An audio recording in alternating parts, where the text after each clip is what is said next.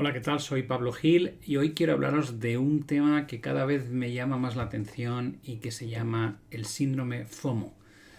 Terminología anglosajona que hace referencia a Fear of Missing Out o miedo a perderse algo. Y hace alusión a ese sentimiento o percepción de que otros se divierten más que otros viven mejores vidas que nosotros, o experimentan mejores cosas que nosotros o consiguen mejores retornos en sus inversiones que nosotros. A menudo este sentimiento de me voy quedando atrás se ve agravado por las redes sociales, donde hay una tendencia natural a compartir los aciertos, pero no tanto a hablar de los fallos, ¿no? Se trata, por tanto, de una situación muy curiosa. No quiero plantearlo desde un aspecto psicológico, no soy psicólogo, por supuesto. Por tanto, como hago siempre, mi única intención es elevar al público una reflexión personal y ver a partir de ahí si os puede aportar algo, si lo compartís, no lo compartís. Pero bueno, básicamente el otro día me hacía gracia porque he puesto un fondo dinámico, pero no se va a mover para aquellos que me decís que os mareáis. Pero voy a hablar de este comportamiento FOMO en el día a día y también en las inversiones. Y tiene gracia porque a mí me gusta, puede ser un poco tortura, ¿no? Pero me gusta escuchar emisoras que no son de mi corriente política. Me suele gustar escuchar opiniones contrarias a la mía, porque de esa manera puedo armar mis argumentos para rebatirlo o puedo sorprenderme en un momento dado por argumentos que no había tenido en cuenta y que tal vez me hacen cambiar de opinión. Con independencia, yo suelo ser bastante apolítico. Me parece que todos los partidos que hay en mi país, que son los que mejor conozco, pues están muy lejos del aprobado, por decirlo así claramente. Pero mi mentalidad, mi forma de vivir, mi nivel de vida está más ligado a una ideología de derechas y de capitalismo que a una ideología de izquierdas, las cosas como son. Y por eso tiendo a escuchar muchas veces la cadena SER, ¿no? Y el otro día me hacía gracia porque estaba escuchando un programa en el que continuamente se utilizaba un argumento para justificar algo que uno puede estar a favor o en contra, ¿no? Como son los indultos. Pero me hizo mucha gracia porque la defensa ultranza que hacían todos los tertulianos en cadena SER era: ningún partido político aguantaría la fonoteca, entendiendo la fonoteca con las grabaciones de cosas que han dicho en el pasado y que lógicamente luego no han cumplido, ¿no? Y entonces existían varios ejemplos. Se hablaba pues, las 12 o 14 veces que en una misma entrevista pues Pedro Sánchez niega que vaya a negociar con Bildu jamás, por ejemplo, ¿no? O cuando sale la portavoz del gobierno diciendo que los indultos se van a cumplir, las sentencias del Tribunal Supremo sobre el acto que han llevado a cabo los independentistas se va a llevar hasta sus últimos términos y se va a cumplir con la condena, pase lo que pase. Este tipo de cosas que luego evidentemente descubres que no es así. Y no es así ni en partidos de izquierdas ni en partidos de derechas. O sea, no nos engañemos, no pretendo hacer aquí un vídeo político que sé que levantaría ampollas. Pero lo que sí me hizo gracia fue la reflexión de: para defender a aquellos que piensan como yo, utilizo el argumento de otros lo hacen igual u otros lo hacen peor. Y en el fondo estamos entrando en una dinámica perniciosa al máximo, porque empezamos a justificar las cosas porque el otro lo hace peor. Es decir, perdemos la referencia de lo que es correcto o incorrecto simplemente porque la mayoría, de forma habitual, hace cosas incorrectas. Y se genera un poco ese espíritu de: ¿por qué me voy a preocupar yo? ¿Por qué no voy a mentir yo si todos estos mienten? De hecho, mienten más que yo. ¿Por qué no voy a robar yo un poco si todos ellos roban a manos llenas? ¿Por qué no voy a defraudar yo si todos ellos defraudan? ¿Por qué no voy a...? Porque los demás hacen. Al final llega un momento en que nos alejamos de lo más importante. Lo más importante es la autoevaluación. Es decir, ¿estás haciendo algo correcto o no estás haciendo algo correcto? Yo siempre he mantenido mentalmente una idea, que es que cuando me voy a la cama antes de cerrar los ojos, no lo hago todos los días como es lógico, pero me gusta pensar que me van a someter a juicio. Y dice: ¿quién es el que te somete a juicio? Digo: yo.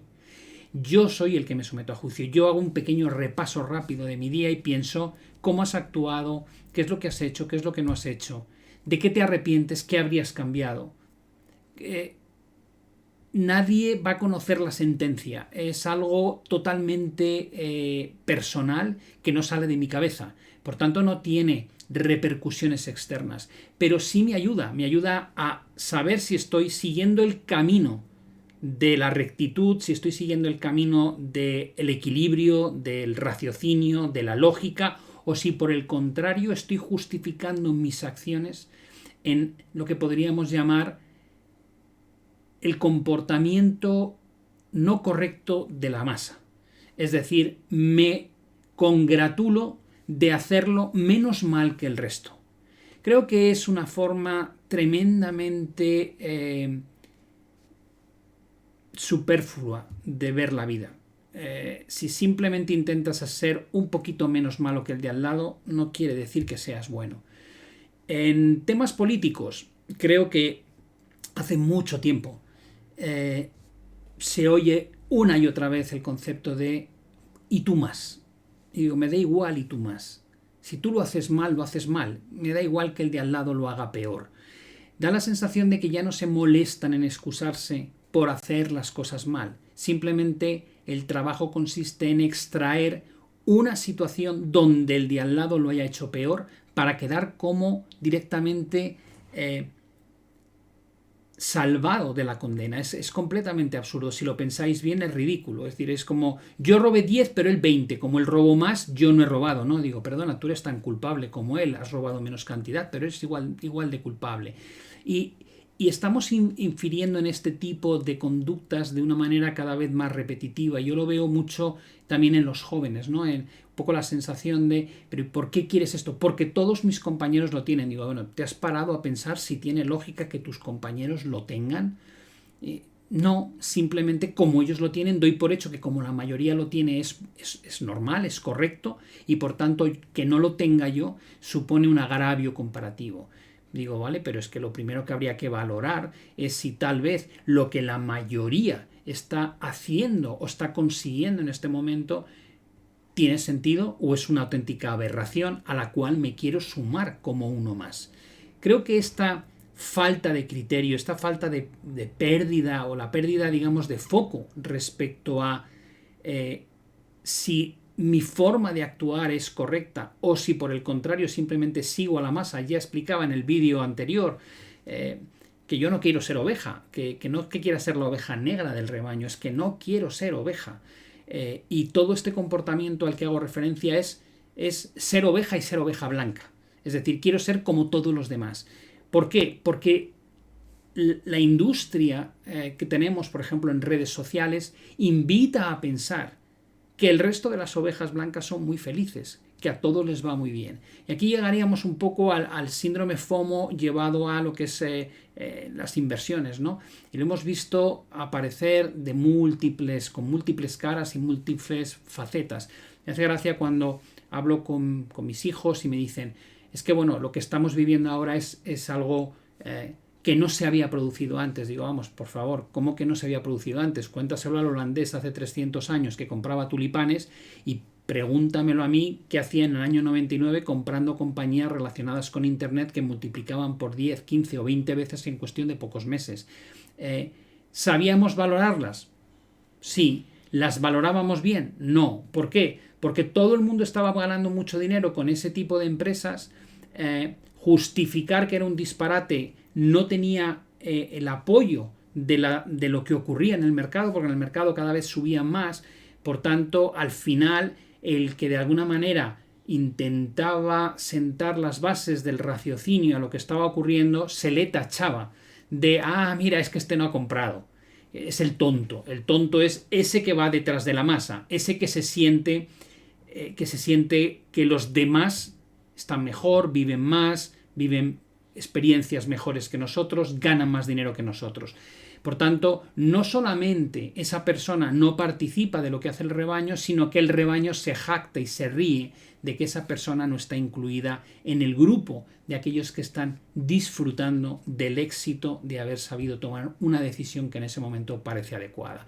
ese sentimiento ya existía en los 90, probablemente fue el paralelismo más grande, pero algunos de vosotros lo habéis vivido probablemente durante la burbuja inmobiliaria en los años 2004, 2005, 2006, 2007. El que estaba alquilado y no tenía comprada la casa probablemente tenía pesadillas todas las noches, era como soy el único imbécil que no está invertido en inmobiliario, que no hace más que subir, y tengo a mi mujer o a mi marido recordándome cada vez que viene algún amigo a casa, bueno, claro, es que nosotros preferimos alquilar, si hubiésemos comprado otro gallo cantaría, pero como mi pareja no ha querido, y te sacaban los colores, era una sensación un poco de decir, debo ser el único imbécil que no se ha dado cuenta que había una gran oportunidad de inversión aquí, hasta que luego llega como es lógico, el ajuste, ¿no?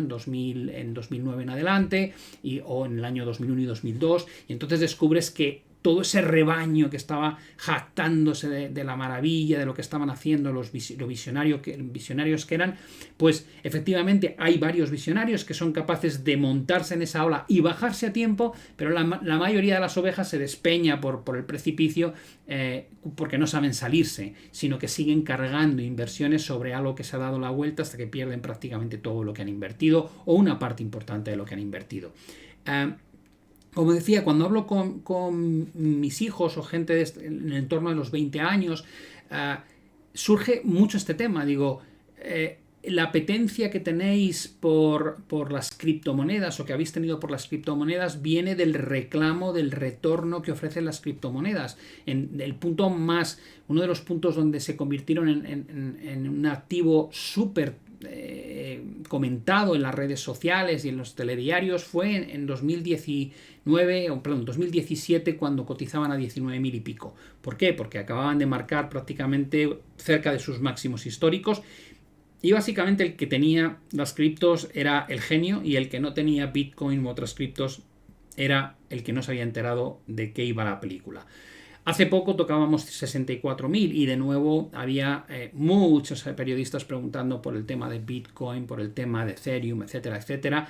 En las redes sociales una auténtica batalla entre aquellos que se ponían la medalla de somos los listos de la clase, todo se soluciona con las criptos, el modelo financiero está acabado, el modelo fiat, el dólar, etcétera, etcétera, y se lleva siempre a la paranoia, ¿no? Es decir, no es que digas, tengo criptomonedas porque creo que pueden subir por toda la ampliación monetaria que está habiendo en el mercado fiat, no, simplemente se lleva al extremo de todo está muerto, lo único que va a valer son las criptos, ¿no? Y dices, bueno, los escenarios binarios probablemente son la peor opción que uno puede tomar, porque casi nunca las cosas son binarias, ¿no? No vivimos en un mundo de blancos y negros, vivimos en un mundo de múltiples grises. Por tanto, tomar posturas extremas, tanto de enamorado de como odiar algo, es un error, en mi opinión, en el mayor porcentaje de veces de lo que es un acierto. Los meme stocks, ¿no? Cuando la gente empieza a enamorarse de Tesla en su momento, de NIO en su momento, y de repente corrigen un 40 y un 50% respectivamente, y dices, bueno, ¿qué ha pasado? Simplemente que ha habido un proceso en el que el número de gente entrando o persiguiendo la valoración de Tesla se ha reducido, lo cual ha puesto nerviosos a la gente que estaba comprada, y han decidido liquidar parte de sus posiciones, y en el momento en que eso empieza, como no hay un efecto de miedo a perderme nada porque ya no está subiendo, sino que ha comenzado a bajar, el síndrome FOMO deja de funcionar, ¿no? Y este tipo de gente que normalmente no hace ningún tipo de análisis para defender sus decisiones de inversión, simplemente buscan otro FOMO, otro foco en el que todo el mundo aparentemente se está forrando, menos yo que no lo tengo. Y entonces migro. Puede ser que migre a Wall Street Bets, me quiera meter en GameStop, me quiera meter en AMC, en cualquier valor. Pero es siempre esa mecánica. La mecánica es, tengo la sensación de que el de al lado ha descubierto algo que no comparte. Tiene un secreto, tiene una llave mágica que ha compartido con parte de la sociedad, porque mirad, en las redes sociales hay mucha gente que está disfrutando de grandes éxitos, de grandes ganancias, pero a mí no me lo han contado, a mí no me lo han dicho, o a mí no me han convencido, y por tanto yo soy el que de alguna manera se siente en falta, el que ha suspendido este test soy yo, y por tanto tengo que solucionarlo. Esta idea, este modo de comportarse, creo que es especialmente extenso entre aquellos que no tienen criterio propio. Cuando tú tienes un criterio propio, tú haces un análisis de la situación y el análisis de la situación te lleva a decidir si quieres o no participar en algo, ¿vale? ¿Quieres invertir en Forum filatélico? No, yo no lo veo. A mí que me digan que un 15% todos los años sin riesgo, es algo que no me suena bien. Y todo el que está ahí te dice, me estoy forrando, llevo ganando 10 años, un 15% anual. Te digo, no sé, a mí me suena raro hasta que descubres que es un Ponzi shim y que aquello quiebra, ¿no? Dices, ¿cómo evitas estar ahí dentro? Evitas estar ahí dentro con un criterio. ¿Quiere eso decir que cuando tienes un criterio propio siempre aciertas? No, ni mucho menos. Pero cuando tú tienes un criterio propio y fallas, al menos tienes el consuelo de que has sido tú el que ha errado la estrategia por haber aplicado un concepto de valoración o de análisis que al final no tenía sentido o que no ha funcionado. Cuando yo replico una estrategia, cuando yo me meto en el mercado solamente por la sensación de que el de al lado, que no comparte conmigo lo que está haciendo, simplemente comparte el éxito de su inversión o de su decisión y me crea esa envidia, cuando caigo en esa trampa y luego no sale bien, entonces la sensación de abatimiento es máxima. ¿Por qué? Porque cuando hago el análisis de qué hacía aquí metido, no tengo una respuesta.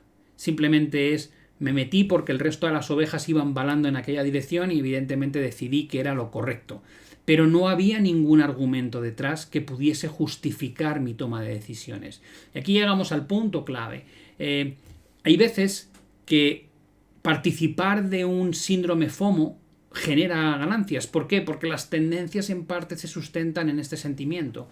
Cuando todo el mundo piensa que algo va a ocurrir y no se quieren perder la oportunidad, generan un movimiento muy potente en lo que sería, por ejemplo, el mundo de las inversiones, ¿no? Y eso puede llevar a que el propio síndrome atrae capital que hace real algo que es mantener la inercia de una tendencia.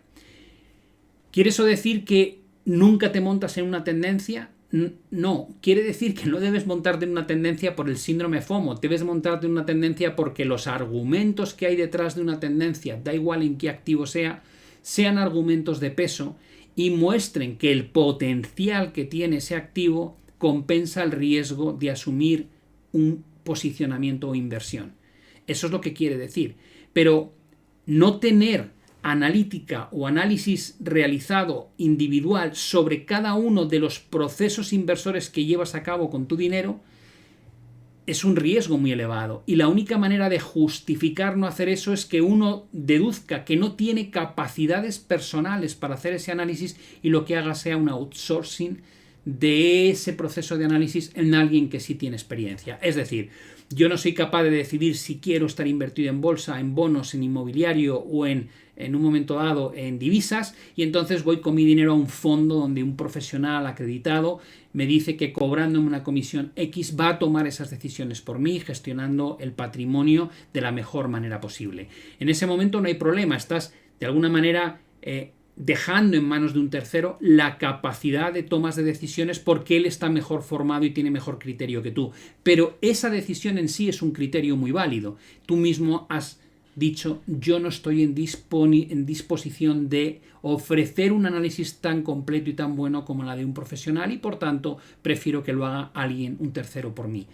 Pero lo otro, cuando yo ejercito mi derecho a invertir en cosas siguiendo a una masa, lo primero que debería pensar es si esa masa tiene mejor criterio de análisis que yo. Probablemente vamos a descubrir que en muchas ocasiones la masa no tiene ningún criterio en absoluto. Lo que pasa es que gritan mucho, lo que pasa es que hacen mucho ruido, se mueven mucho en las redes sociales y crean esa sensación, ¿no? Es como un poco el efecto youtuber o el efecto influencer, ¿no? Dices, lo ha dicho este tío y como mucha gente lo sigue, al final resulta que hay una cantidad ingente de personas que están en ese movimiento, han creado una inercia a un movimiento y pueden llegar a crear una tendencia. Pero de la misma manera que aparece esa tendencia, tiende a desaparecer. ¿De acuerdo? Y muchas veces desaparece o la gente se baja de esa tendencia ya de forma muy tardía, cuando se ha producido el accidente, que es lo que ocurrió, por ejemplo, en 2002-2003 con los activos de la burbuja.com. Con esto lo que quiero decir simplemente es que no debemos perder nunca la capacidad de ponernos por encima de lo que piensan los terceros. Creo que en la vida hay que tener criterio. Y tener criterio no es sencillo, porque para tener criterio hace falta leer, hace falta informarse, hace falta trabajar. Leer mucho la prensa, escuchar a muchas personas con ideas que son equivalentes a las nuestras o contrarias a las nuestras, y es tan importante que usemos los que están a favor como los que están en contra, porque es lo que nos va a hacer pensar. A partir de ahí generamos nuestra teoría, generamos nuestra idea, la vestimos, la defendemos con argumentos, con ejemplos, y una vez tengo eso, lo pongo en contraste con lo que opinan los demás, lo que opina el mercado. Habrá veces que esté a favor de lo que opinan el resto, y en ese caso no tengo ningún problema en participar de los movimientos generalizados. En otras ocasiones descubriré que lo que está haciendo el rebaño me parece una aberración. Cuando descubro que lo que hace el rebaño es una aberración, no quiere decir que sistemáticamente tenga que ponerme en contra de ese rebaño. Pero lo que sí tiene que ser algo muy claro es que si me pongo a favor, tengo que ser plenamente conocedor de por qué motivos lo hago. No porque ellos sepan más, no porque ellos tengan más razón, simplemente porque en ese momento el mercado está respondiendo a la llamada de esas ovejas y merece la pena seguir la llamada de las ovejas. Pero en ningún momento se me olvida que son ovejas, que normalmente se comportan como se comportan, que acaban cayendo por el precipicio, como casi siempre cuando llevan la situación hasta el extremo, y que cuando llegue o intuya que ese precipicio está cerca, desde luego no solo no quiero ser la oveja negra, no quiero ser parte de ese rebaño, quiero saber bajarme de esa conducta absurda lo antes posible. Es un mensaje o es una reflexión respecto a lo que nosotros debemos autoexigirnos. Yo siempre he dicho que la autocrítica es lo mejor que hay, porque cuando a mí me critica un tercero, siento que me pongo a la defensiva.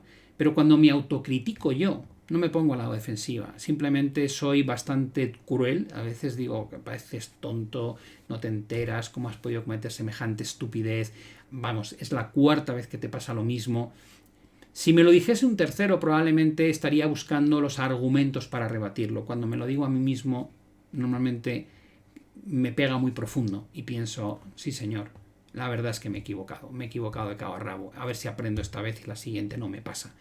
Creo que esa autocrítica es algo que vale mucho, creo que deberíamos cultivar ese tipo de cosas y que deberíamos aprender a tener un criterio propio, por mucho trabajo que conlleve.